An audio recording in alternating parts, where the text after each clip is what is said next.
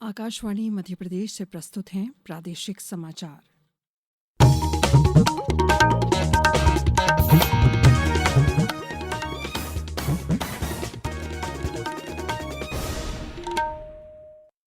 नमस्कार, समाचारों के साथ मैं शेख महजबी अल्मास। सबसे पहले इस बुलेटिन के मुख्य समाचार। प्रदेश मंत्रिमंडल ने आज समान नागरिक संहिता विधेयक के प्रस्ताव को मंजूरी दी। मध्य प्रदेश विधानसभा का मानसून सत्र कल से शुरू।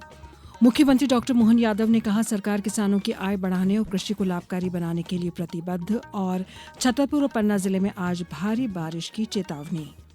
अब समाचार विस्तार से। प्रदेश मंत्रिमंडल ने आज समान नागरिक संहिता यूसीसी विधेयक के मसौदे को सर्वसम्मति से मंजूरी दे दी है। मुख्यमंत्री डॉक्टर मोहन यादव की अध्यक्षता में भोपाल के जगदीशपुर में आयोजित बैठक में यह महत्वपूर्ण निर्णय लिया गया। यह विधेयक कल से शुरू हो रहे राज्य विधानसभा के मानसून सत्र में पेश किया जाएगा। मुख्यमंत्री ने कहा कि यूसीसी से राज्य में सभी को समान दर्जा मिलेगा। उन्होंने बताया कि इस कानून को लागू करने से पहले 2 महीने तक जनता से प्रतिक्रिया ली गई। 6 सदस्यीय समिति का गठन किया गया और समाज के सभी वर्गों से राय ली गई। डॉक्टर यादव ने बताया कि कुल 9,58,000 सुझाव प्राप्त हुए और 93% से अधिक लोगों ने इस कानून का समर्थन किया। उन्होंने बताया कि 80% मुस्लिम महिलाओं और 40% मुस्लिम पुरुषों ने भी समान कानून की मांग की है। यूसीसी के प्रमुख प्रावधानों के तहत राज्य में किसी व्यक्ति के 1 से अधिक विवाह वैध नहीं होंगे। तलाक के लिए कानूनी प्रक्रिया का पालन करना होगा। महिलाओं और पुरुषों को समान वंशानुगत अधिकार प्राप्त होंगे। लिव इन रिलेशनशिप का पंजीकरण 1 महीने के भीतर कराना होगा। ग्राम स्तर तक विवाह पंजीकरण अनिवार्य होगा। आदिवासी समुदायों को इस कानून के दायरे से बाहर रखा गया है। मुख्यमंत्री ने विपक्ष से विधेयक का समर्थन करने की अपील की है। मंत्रिपरिषद ने 8 अन्य विधेयकों को आगामी विधानसभा सत्र में प्रस्तुत किए जाने के लिए भी अनुमोदन किया। एक अन्य निर्णय में प्रदेश के 73 अस्पतालों के उन्नयन को भी मंजूरी दी गई है। इसके लिए 898 करोड़ 96 लाख रुपए भी स्वीकृत किए गए हैं। इन संस्थाओं में 1600 नियमित कर्मचारी और 71 संविदा कर्मचारी और 560 आउटसोर्सिंग कर्मचारी रखे जाने की स्वीकृति प्रदान की गई है। मुख्यमंत्री डॉक्टर यादव ने बैठक के दौरान प्रदेश के 10.54 लाख किसानों के खातों में प्रधानमंत्री फसल बीमा योजना के 1,460 करोड़ से अधिक की राशि भी अंतरित की।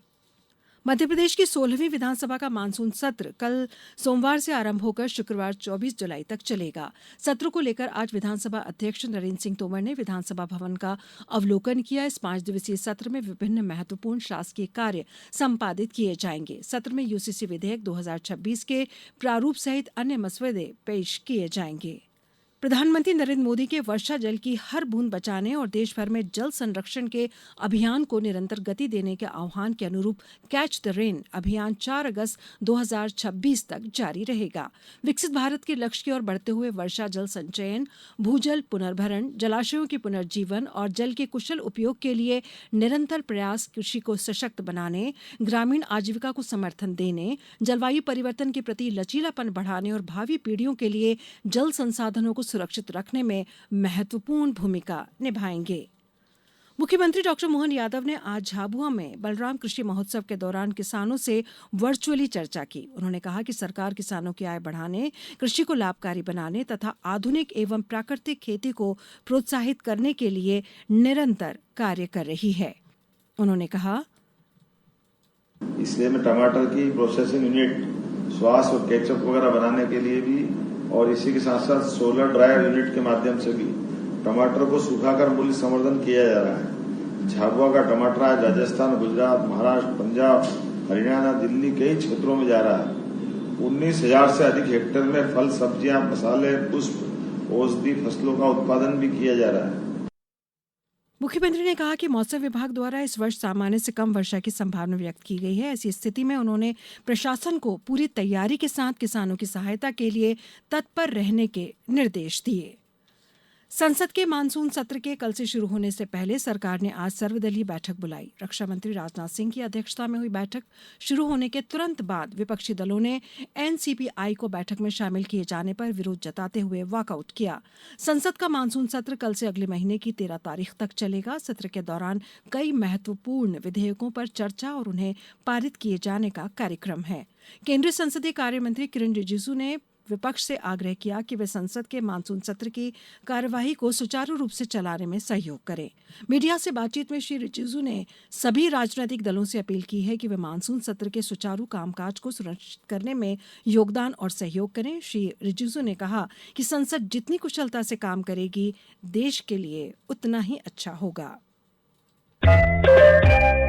ये समाचार आप आकाशवाणी मध्य प्रदेश से सुन रहे हैं। ये समाचार बुलेटिन YouTube पर Madhya Pradesh news All India Radio channel पर और Facebook साथ ही X प्लेटफॉर्म पर AIR न्यूज भोपाल पर सुने जा सकते हैं। इसके अलावा आप हमारी वेबसाइट newsonair.gov.in पर अथवा न्यूज ऑन AIR ऐप पर भी समाचार सुन सकते हैं।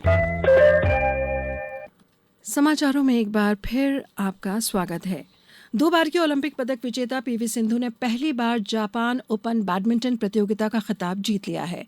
फाइनल में सिंधु ने 3 बार की विश्व विजेता रही जापान की अकाने यामागुची को लगातार सेटों में 21-17, 21-17 से हराया। पीवी सिंधु जापान ओपन के फाइनल में पहुंचने वाली पहली भारतीय महिला खिलाड़ी हैं।